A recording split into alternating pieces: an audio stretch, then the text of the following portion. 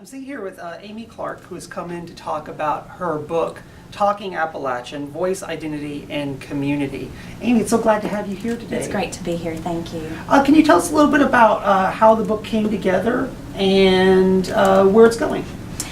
Well, I was living in Western Pennsylvania about 10 years ago doing some graduate work, and I met Nancy Hayward, who's the co-editor of the book. And we started talking about the need for this book, that we couldn't find a comprehensive volume that discusses Appalachian dialects from Pittsburgh all the way down to about northern Georgia. Everything that you would find at that time on dialects was sort of scattered in different places.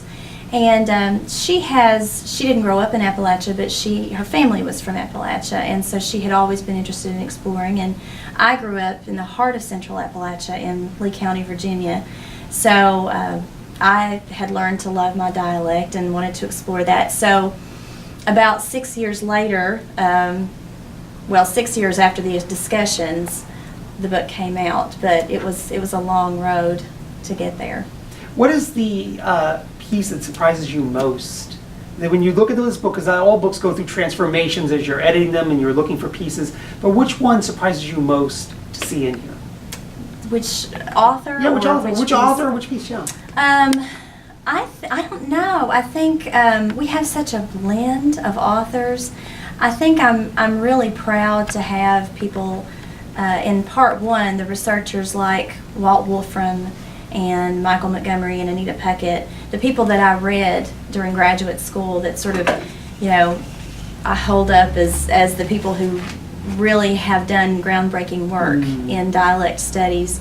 And then the people in part two, like Denise Giardina and Ron Rash and Silas House and Lee Smith, whom we all adore, the fact that they agreed to be part of a project, especially before we even had a contract. They had that much faith in us and in the book's mission, which is really to spread the word about how beautiful these dialects are and that they need to be preserved and they need to be taught and they need to be honored.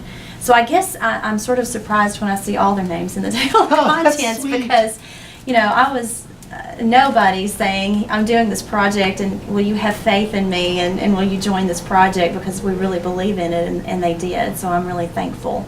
Now, when you said when you came to love your accent, you came to know again, what's your own story of coming to appreciate how you grew up talking? Well, I write about that in my chapter, but I, for a long time, like a lot of kids in Central Appalachia, I think I was a little bit ashamed of it because I recognized how different I was than the people on television and mainstream media, and I didn't want to be different. So it took a while. But when I got to college, I took my first class in Appalachian literature. I had never been exposed before college to Appalachian literature. I didn't even know it existed. And I read Lee Smith's Fair and Tender Ladies. And when I heard that voice, and I said to myself, that sounds like me, it was amazing. And the professor gave us the option of doing an oral history project in lieu of a research paper. So I did the oral history project. And I sat down with my great-grandmother, who I had in my life until I was in my early 30s, and I recorded her life story. And for the first time, I really heard the poetry in her voice, just the absolute beauty of the syntax and the rhythms and the vocabulary. And it just grew. The love for that dialect just grew from there. And a few years later, after she passed, I got those recordings out again and listened to them, and I decided then and there that I was going to do something with this.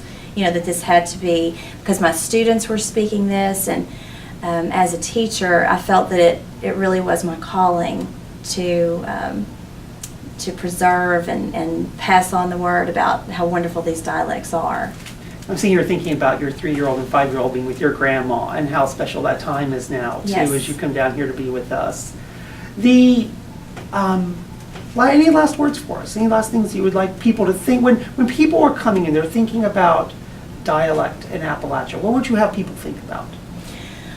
Well, I just think that we live in a day and age that so much, we're told that standard is good, that sameness is better than difference. We're told that in public schools with standardized tests. it's the Walmart syndrome. You know, Lee Smith talks about this, that everything is turning into the, you know, it's the suburb syndrome. And I just don't want that to happen with language. I think there's so much history in our language. I tell teachers that they can take dialect and they can teach geography, they can teach history, they can teach language arts, they can teach so many different things by just talking about the linguistic history that their students are bringing to class. And so I would say, you know, the research is going to tell you, in part one, is going to tell you everything you want to know about the history, what's being preserved, what's dying out.